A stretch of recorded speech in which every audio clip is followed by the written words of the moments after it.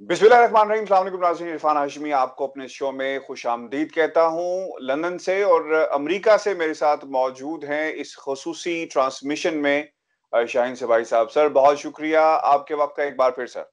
बहुत शुक्रिया आपका, दोबारा आपने मुझे कॉल किया। थैंक यू सर लोगों का फीडबैक बड़ा जबरदस्त आ रहा है, और ये जो सिलसिला हमने शुरू किया है अमेरिका से अपडेट करने का, स्पेशली आपकी जो प्रेजेंस है इस शो में, उससे चार चांद लग गए हैं and people are actually blessed to have you with.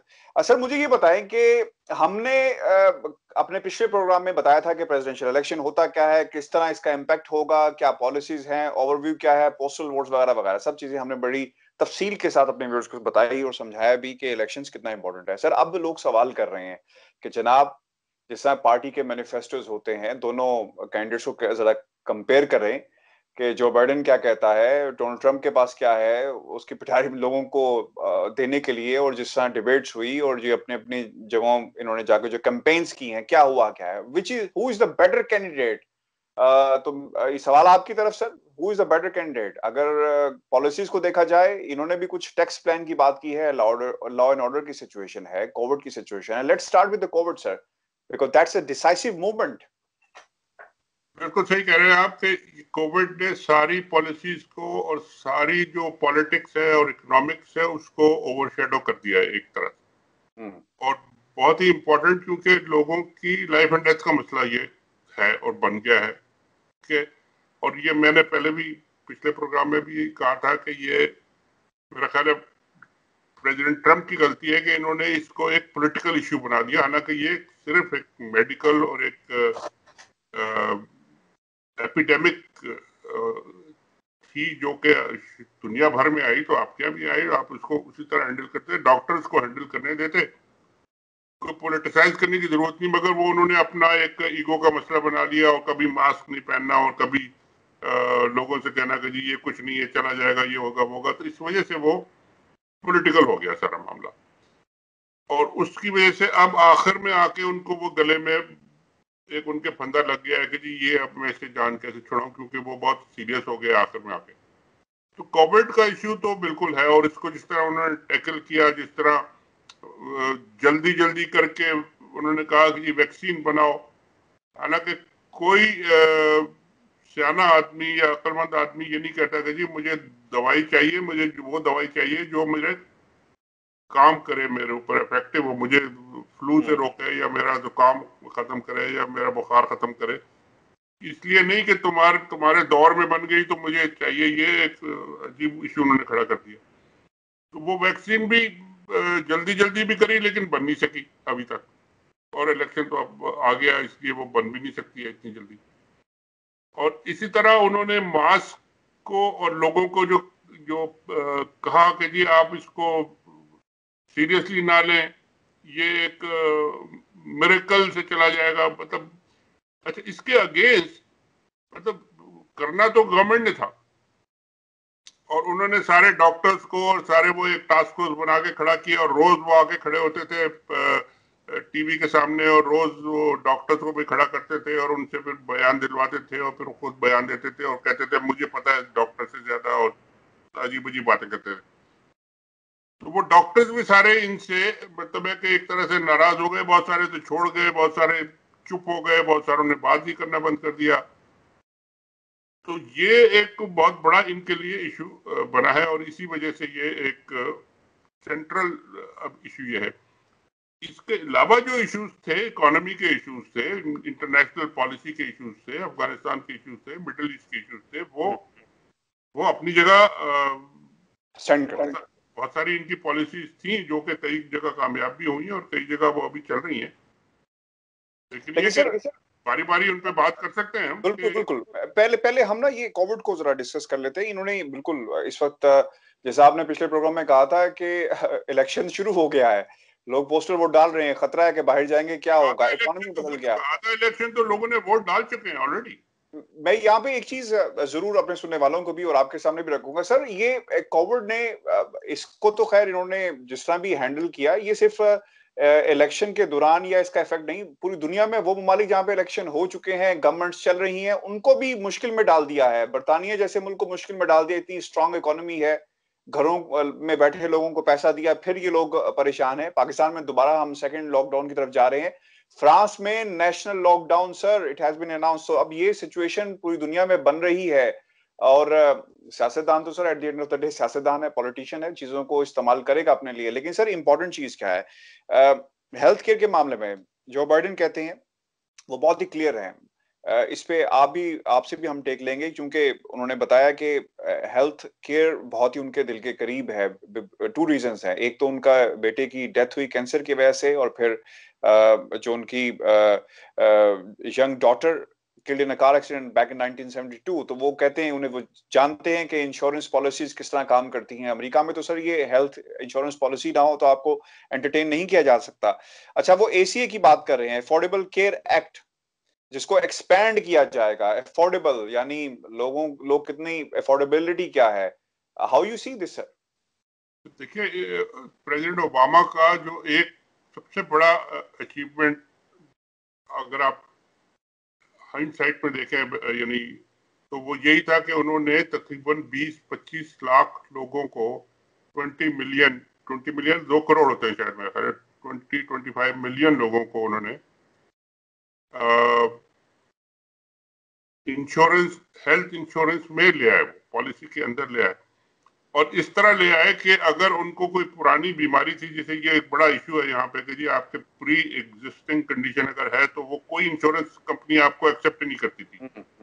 आपको अगर पहले कोई बुखार हो गया है या जुकाम हो गया है या वो हो गया है, कुछ कैंसर हो गया है या कोई आपका ऑपरेशन हुआ या कुछ हुआ है, तो वो आपको कहते थे कि ये इसका इलाज हमने नहीं करना, आपको नई बीमारी होगी तो हम इलाज करेंगे।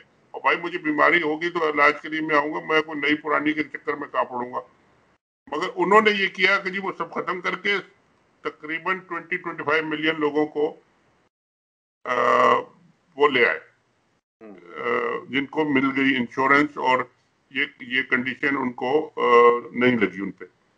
अब ये जो कह रहे हैं ट्रम्प साहब, ये कह रहे हैं कि जी आते के साथ ही ये उसको वो खत्म करेंगे और पुरानी उस पे जाएंगे, जिसमें के जो इंश्योरेंस कंपनीज जो है और जो हेल्थ की कंपनीज हैं, जो हॉस्पिटल, वो अपना दोबारा वही रेट्स और वही पुराने वो और सब वो चार्ज करना शुरू करेंगे। और बेशुमार लोग जो है, तकरीबन 100 मिलियन, कितना उसका फिगर इन्होंने बताया कि वो सब हेल्थ इंश्योरेंस उनकी खत्म हो जाएगी। जिन जिनको ओबामा के दौर में मिली थी इंश्योरेंस, वो खत्म हो जाएगी। तो लोग तो परेशान है कि जी एक तरफ तो हम ये आपने कोविड जो आ गया है, आपकी वजह से नहीं आया, लेकिन आपने जिस तरह हैंडल किया है, अमेरिका पूरी दुनिया में सबसे ज्यादा लोग मर गए हैं यहाँ पे, और अभी मरे जा रहे हैं, और भी चल रहा है ये, और दोबारा उसका वो हो रहा है, स्पाइक आ रही है। और दूसरी तरफ आप ये कह रहे हैं कि जी हम हेल्थ इंश्योरेंस भी आपके खत्म कर देंगे, तो फिर लोग जाएंगे कहाँ? और ये कोविड जो है ये फिर एक प्री एग्जिस्टिंग कंडीशन भी बन जाएगा कि अगर आपको पहले कोविड हो गया तो फिर आपको कोई इंश्योरेंस नहीं मिलेगी। तो ये एक बड़ा फैक्टर होगा इस इलेक्शन में लोगों के सामने कि जी हमने किसको वोट देना है। और दूसरी तरफ जो डेमोक्रेट्स हैं वो कहते हैं कि जी हमने तो ये सबको दिया था, हम इसको एक्सपेंड करेंगे और सस्ता बनाएंगे और इसको लोगों को, आम लोगों को देंगे, जिससे जाहिर कंपनीज को नुकसान होगा, कंपनीज को एकोमोडेट करना पड़ेगा, लोगों को, ज्यादा लोगों को एकोमोडेट करना पड़ेगा। लेकिन गवर्नमेंट का काम ये है कि जी आम लोगों को और मेजॉरिटी को जो है, लोगों को और पुअर लोगों को जो अफोर्ड नहीं कर सकते उनको दें। तो ये एक बहुत बड़ा फैक्टर है। इकोनॉमी जो था उस पे अगर आप बात करें सर, इकोनॉमी से पहले हम एनवायरनमेंट पे, अगर आपकी इजाजत हो तो हम बात कर ले एनवायरनमेंट के ऊपर। क्योंकि मेरे पास एक सीरीज है, मैं चाहूंगा कि इस तरतीब से हम जाएं and then we actually go for Donald Trump as well, क्योंकि उनके भी कुछ पॉइंट्स हैं, उसको भी हम देखते हैं कि वो क्या कहते हैं। अच्छा, एनवायरनमेंट के हवाले से ये कहते हैं कि कंट्री की जो एनर्जी इंडस्ट्री है इसे ओवरऑल 100% जो है वो हम करेंगे। और इसका उन्होंने हवाला ये भी दिया कि मैं आपको पढ़ भी देता हूं कि mister Biden led out the ambitious climate plan which includes overhauling the country's energy industry to achieve 100% emission free power by 2035। ये इस तरह का उन्होंने सर प्लेज किया है। और the plan includes to pledge to invest 2 trillion in clean energy infrastructure, अगर वो व्हाइट हाउस में सर पहुंचते हैं, ऐसा उन्होंने कहा है, जिसमें वो ये भी कहते हैं कि a ban on fossil fuel such as oil, coal and gas, obviously fracking एक का जो मसला है उनका।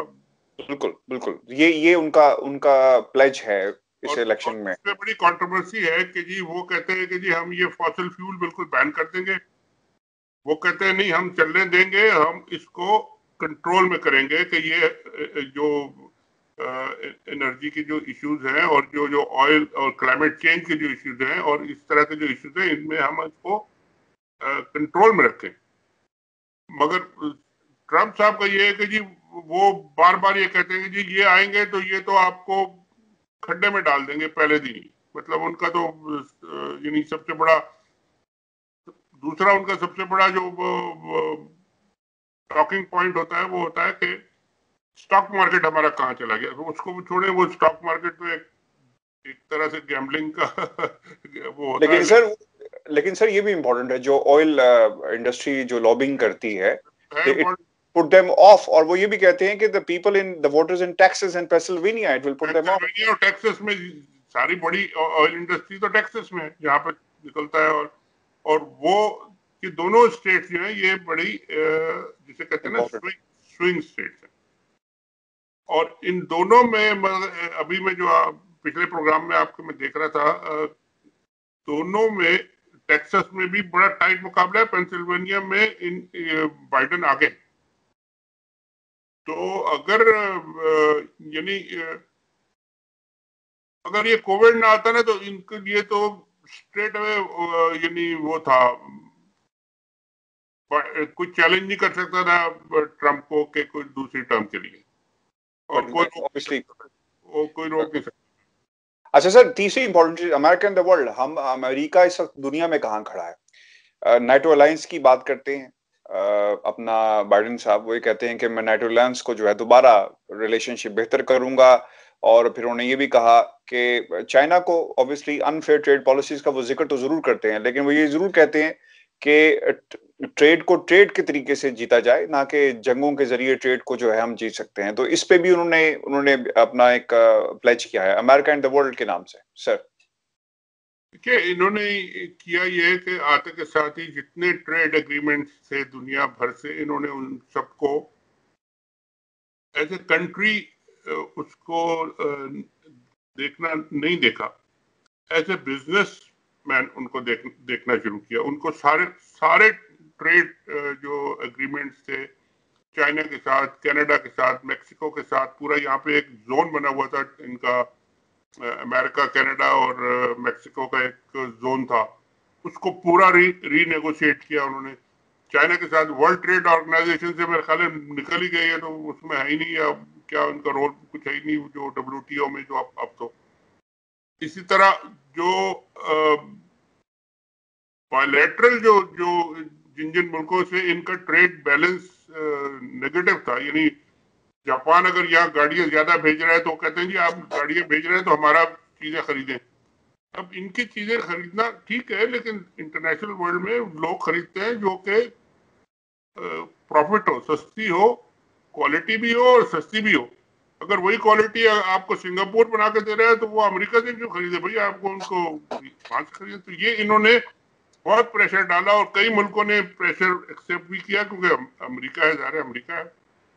मगर ये कि उसमें ट्रम्प तो ये क्लेम करते हैं कि जी बिलियंस ऑफ डॉलर्स का हमें फायदा हुआ है चाइना से जो ट्रेड है उनके साथ।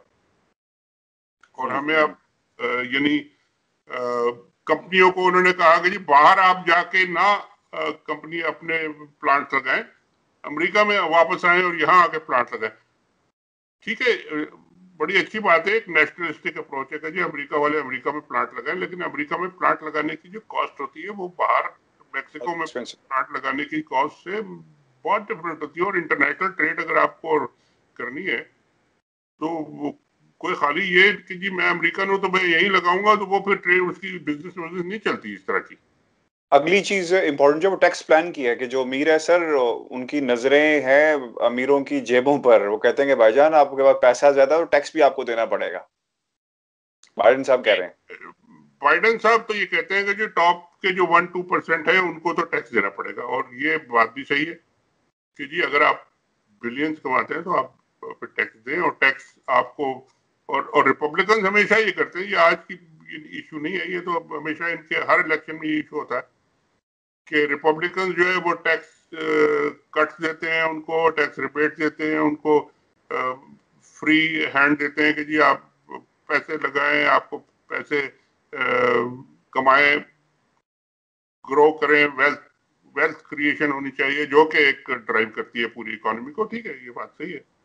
और इनके जमाने में होता भी है कि जी लोगों को जॉब मिलती है, लोगों के पास बहुत पैसे आते हैं, लोग घर खरीदते हैं, घर की इंडस्ट्री चलती है, रियल एस्टेट चलती है, हाउसिंग चलती है, सारी सारी ये सारे इंटरलिंक्ड है सारा का। ठीक है, मगर इस दफा एक बड़ा मसला जो हो गया ना, वो ये हो गया कि ये सारी की सारी इकोनॉमी और सारा का सारा जो इनका स्ट्रक्चर था ना, वो इस कोविड की वजह से जमीन पे आ गया। जमीन बहुत हो, बिल्कुल सही कह रहे हैं, गिर गया। इसको दोबारा उठाना उस लेवल पे जहां पे ये था, इट विल टेक इयर्स।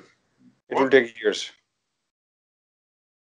अच्छा सर, ये भी पता है, foreign policy is very important because हमारे लिए भी बड़ी इंपॉर्टेंट है। हम बार बार कहते हैं कि अमेरिका की तरफ हम इसलिए देख रहे हैं, इलेक्शन से इसलिए देख रहे हैं, पता चलेगा कि जनाब आइंदा की पॉलिसीज क्या होंगी। ये जो हाल ही में सैटेलाइट शेयरिंग और ये सब कुछ हो रहा है, क्या ये तसलसल होगा बाइडेन की हुकूमत के अंदर अगर बाइडेन जीतता है? फॉरेन पॉलिसी में बाइडेन साहब कहते हैं कि एक तो ट्रम्प ने अमेरिका फर्स्ट नेशनलिज्म और Democrat is much keeper on building relationship with American allies. अच्छा, अब यहाँ पे वर्ल्ड हेल्थ ऑर्गेनाइजेशन को सर याद रखना होगा हमें। ट्रम्प ने जो कुछ किया वर्ल्ड हेल्थ ऑर्गेनाइजेशन के साथ वो सब जानते हैं। नेटो के साथ रिलेशनशिप को दोबारा आपने अलायंस के साथ उसको बेहतर बनाना है। और फिर इंपॉर्टेंट चीज दुनिया को ये नहीं भूलना चाहिए, ओबामा की सर एक डील हुई थी ईरान के साथ, न्यूक्लियर ये जो, तो उसका क्या होगा अगर बाइडेन आते हैं? तो obviously they will go back to their own deals जो उन्होंने की थी। और ट्रम्प तो ये सर कैसे फर्क क्या पड़ेगा? ये प्लेज कर रहे हैं और इसका हम दुनिया में बेहतरी देख पाएंगे अगर बाइडेन जीते हैं, और obviously continuity of the policies. देखिए, एक जो बेसिक बात जो है अमेरिका में, यहाँ मैं कई साल से रहता हूँ और कई इलेक्शन देख चुका हूँ, foreign policy is never a major election issue in in America. ठीक है, वो जो उनकी पोजीशन होती है वो होती है, जो इनकी इस्टेब्लिशमेंट है, ये जो इनकी डीप इस्टेब्लिशमेंट है, ये जो इनकी फॉरेन पॉलिसी इस्टेब्लिशमेंट है, वो तकरीबन 70-80% पॉलिसीज वही रहती हैं जो पहले होती हैं, और जो एक एडमिनिस्ट्रेशन से दूसरे में वो उसी तरह चलती रहती हैं, वो उनमें कोई ज्यादा फर्क नहीं पड़ता। इन्होंने आके कोशिश की कि जी हर चीज जो ओबामा ने की थी और जिसको क्लेम किया था कि हमारी ये सक्सेस है, ये विक्ट्री है, जैसे कि आपने ईरान के साथ न्यूक्लियर डील की बात की, तो इन्होंने उसको आके खत्म करने की कोशिश की और खत्म किया। ईरान के साथ जो खत्म किया, बहुत मेरा ख्याल है बड़ा मेजर फैसला उन्होंने किया। और ये कहते भी है कि आपने इतने 150 या कितने बिलियन डॉलर्स उनको आपने प्लेट पे रख के दे दिए और फायदा कुछ नहीं हुआ, ईरान अब भी डेवलप कर रहा है, और एग्रीमेंट ही खत्म कर दिया आपने। आपने एक तरह से एग्रीमेंट खत्म करके ईरान को तो क्लीन चिट दे दी कि जी हाँ आप दोबारा फिर शुरू करें काम, जब आपका एग्रीमेंट ही नहीं है। हालांकि यूरोप वाले अभी भी उसको एडहियर कर रहे हैं उस एग्रीमेंट से, और ईरान भी उनके साथ अभी डायलॉग में भी है, और उन्होंने पूरी तरह उसको नहीं छोड़ा। लेकिन अमेरिका ने तो उनको सबको खत्म कर दिया कि ये एग्रीमेंट ही खत्म हो गया। तो न्यूक्लियर डील अगर उनकी नहीं है तो फिर ईरान भी अपने पुराने रास्ते पे जाएगा, और उसके साथ जितने अलाइज हैं, जो नेबर्स हैं ईरान के, हम भी हैं उनके, उसमें सब पे एक क्वेश्चन उठेगा कि भाई आप इनकी मदद कर रहे हैं, नहीं कर रहे हैं, क्या मदद की है, कैसे की है, कोरियन ने क्या किया है, नहीं किया। यानी ये एक ट्रायंगल बनता है ना जी, Pakistan, Iran, Korea, north Korea.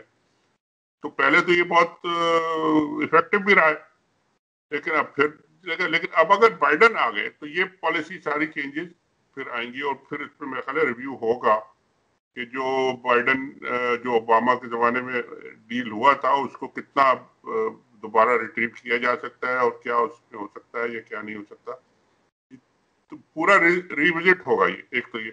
दूसरा ये कि जो इजराइल के साथ इन्होंने कोशिश की है पूरा अपने आखिरी दिनों में इसका हम फायदा लोकली उठा ले, मेरा ख्याल है वो इन्होंने कामयाबी तो हासिल की है अरब मुल्कों के साथ, जिन्हीं यूएई और बहरीन और सूडान और ये सब मिलकर उन्होंने रिकग्नाइज करना शुरू कर दिया।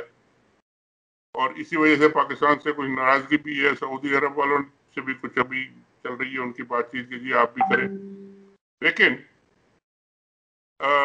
उसका मेरा ख्याल है इलेक्शन पे इनको कोई इतना फर्क नहीं पड़ने वाला, कोई फायदा नहीं होगा। वो बातें लंबी है और चलती रहेंगी, जिन्होंने रिकग्नाइज कर लिया उन्होंने कर लिया, ठीक है। दुनिया अच्छा सर, लेकिन एक बात सर हमें नहीं भूलनी चाहिए। डोनाल्ड ट्रंप ने ये जरूर कहा था कि हम अफगानिस्तान से निकलेंगे, प्लेज किया था।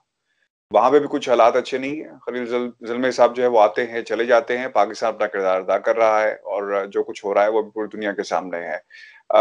लेकिन Donald Trump wants to use this as election stunt कह लें, टूल कह लें, लोगों के सामने जाने की। उनका तो क्लेम ही ये था ना कि हम अपनी टर्म से पहले ही वहां से निकल जाएंगे, वो और काम जो कोई नहीं कर सका वो हम करके दिखाएंगे। इसी तरह वो तो जर्मनी से उन्होंने कितने हजार फौजियों को निकालने की बात की। जर्मनी में बहुत बड़ा मसला बन गया था कि जी आप जर्मनी में इनकी कई हजार 50,000 60,000 फौजी वहां पे और कितने सालों से। साउथ कोरिया में बेशुमार हजारों फौजी हैं अमेरिकन। तो अगर सब जगह से इन्होंने निकाल लेना है तो इन उसका मतलब ये है कि आप उन मुल्कों को, एक तो ये कि you leave them on their own, कि अब आप अपना इंतजाम खुद करें। और अगर उन्होंने कर लिया अपना इंतजाम तो फिर आपकी तो इन्फ्लुएंस और आपका तो क्लाउड सारा खत्म हो चुदराहट जाएगा। खत्म, चुदराहट खत्म। यही तो मामला अफगानिस्तान वालों का है। वो कहते हैं कि भाई क्यों जाओगे, किस तरह जाओगे, यहाँ से हमें किसके सहारे छोड़ के जाओगे। तो सहारे अगर नहीं छोड़ के गए, छोड़ भी गए, अगर उन्होंने कोई सहारा ढूंढ लिया दूसरा, तो फिर आप किधर रह जाएंगे। मतलब जाहिर है अगर आप जाएंगे तो उन्होंने कोई ना कोई तो अपना इंतजाम तो करना है, हर मुल्क ने करना है। तो ईरान को अगर आपने छोड़ दिया तो ईरान ने भी करना है। अगर उनको बहुत ही मजबूरी हुई तो वो दोबारा न्यूक्लियर डेवलपमेंट पर चल पड़ेंगे, क्योंकि हर एक में नेशनल इंटरेस्ट तो अपना इंटरेस्ट होता है सर, वो कोई किसी और के कहने पर तो नहीं चलता ना। और सर वो चाइना ने तो थोड़ी सी दिखाई भी थी ईरान की तरफ। बिल्कुल देखा, वो सारे नए नए ब्लॉक्स बनेंगे, नए कोलिशंस बनेंगे, नए दोस्त बनेंगे, नए दुश्मन बनेंगे। तो उसमें फिर नुकसान किसका होगा। अगर आपके एक पूरा दुनिया भर में इन फौजियों की वजह से, और आप उनको उनको वहां बैठे हुए थे और एक बैलेंस क्रिएट हुआ हुआ था और एक स्टेबिलिटी आई हुई थी और आपका बड़ा रोल था, अब उसको अगर पुल आउट कर लें आप यूनिलैटरली, तो फिर उसका अल्टरनेटिव तो आपने कोई नहीं दिया ना। अच्छा सर, एक इंपॉर्टेंट चीज, जो पॉलिसी प्रोमिसेस हैं जॉब क्रिएशन के हवाले से, Donald Trump is very serious. वो ये कहते हैं क्योंकि इकोनॉमी सर हालात बड़े खराब हैं अमेरिका के सामने हैं। वो ये कहते हैं कि 10 मिलियन नई जॉब्स 10 महीने में मैं पैदा करूंगा। जैसा this is not the right time but I have to say, जैसा इमरान खान साहब ने भी कहा था कि 1 लाख नौकरियां आएंगी, तो ये इलेक्शन के टाइम पे कहा जाता है। जब करना पड़ता है तो ऑब्वियसली बहुत सारे मसाइल होते हैं और उसके ऊपर। और फिर वो ये भी कहते हैं कि जो to build the tax cuts he introduced in the first term, including the tax cuts and credits to companies to keep jobs in the US। हाँ, ये बहुत इंपॉर्टेंट चीज है सर, जो लिखी गई है कि नौकरियां अमेरिका के अंदर रहेंगी, फॉरेन कंपनीज को नहीं दी जाएंगी। That is another way to boost the economy. यही मैंने कहा था ना कि इन्होंने शुरू में कहा था कि जी आप बाहर से अपनी कंपनियों को वापस लाएं, सारे ये जो प्रोडक्शन आप कर रहे हैं गाड़ियों की और इलेक्ट्रिकल गुड्स और फलाने गुड्स और खासकर आईटी के जो एप्पल वाले जो है जाके कहाँ बना रहे हैं अपने चाइना में, सारा का सारा प्रोडक्शन उनकी हो रही है, ये वापस लेके आए। वो वापस तो लेके आ जाए वो, आप ठीक है एज ए नेशनलिस्ट और एज ए अमेरिकन लीडर आप कहें कि जी आना चाहिए, मतलब यहाँ लाने की कॉस्ट जो है वो क्या है। That is expensive. कॉस्ट को अगर एक आपका चाइना में या कहीं और अगर आपने मेक्सिको में प्रोड्यूस करके एक एप्पल का आईफोन जो है वो $500 का या $1,000 का आप बेच रहे हैं, तो अमेरिका में अगर आप सारी प्रोडक्शन करना शुरू कर दें तो वो तो 2,000 से कम तो उसकी कॉस्ट आएगी प्रोडक्शन की। तो आप खरीदेगा कौन? तो ये मतलब इम्पोर्टेंट चीज है, important mix of this thing. जो ये हुआ इसलिए था कि अमेरिका ने पिछले 20-25 साल बल्कि 30 साल में जितनी ऐसी इंडस्ट्री थी जो कि लेबर इंटेंसिव थी वो सारी की सारी यहाँ बंद हो गई थी। टेक्सटाइल वस्टाइल यहाँ सबने बंद कर दिया था। सारी आपको जो अमेरिकन बड़े बड़े स्टोर में आप चले जाए, कोई कपड़ा, कोई सूट, कोई टाई, टी शर्ट, ये वो आपको अमेरिकन मिलेगी नहीं, लेके बनती नहीं है यहाँ पे। वो उसकी कॉस्ट ही नहीं पूरी कर सकते। वो कोई बांग्लादेश की है, कोई फिलीपींस की है, कोई पाकिस्तान की है, कोई कहाँ की है, कहाँ की। ये अलमिया सर बर्तानिया में भी है। जब लोग बड़े स्टोर से जाते हैं और कहते हैं कि यार ये मेड इन चाइना, अब बर्तानिया से चीज भी, बल्कि यहाँ तो हर चीज में छाया ही हुआ है, लेकिन ये कि आपको विश्वास और मुल्कों के ये लेबर इंटेंसिव जो इंडस्ट्री इंडिया है, ताइवान है और बहुत सारी। बिल्कुल बिल्कुल सर। आखिरी क्वेश्चन आज का बहुत इंपॉर्टेंट है, ब्लैक लाइव्स मैटर्स। ये पूरा अमेरिका कह रहा है सर, तहरीकें चली हैं, और दूसरी तरफ ट्रम्प साहब ये कहते हैं कि आप ठीक है, ब्लैक ब्लैक लाइफ मैटर्स, लेकिन what about the police force? उनके भी कोई हकूक हैं? जिस किस्म का उन्हें तासुब का निशाना बनाया जाता है और जो हेट स्पीचेस और जिस तरह हेट्रेड का सामना करना पड़ता है, उनकी भी लाइफ मैटर करती है। सर ये टर्निंग पॉइंट होगा, और इन इलेक्शन के अंदर वो हमारे वहाँ कहते हैं ना कि जी मुसीबतें जब आती हैं तो वो अकेली नहीं आती, एक साथ आती हैं सारी। तो ये एक तो कोविड की मुसीबत इनके ऊपर आ गई, सारी इनकी इकोनॉमी का जो पूरा का पूरा बेस था जिसके ऊपर इन्होंने इलेक्शन स्वीप करना था, वो बैठ गया।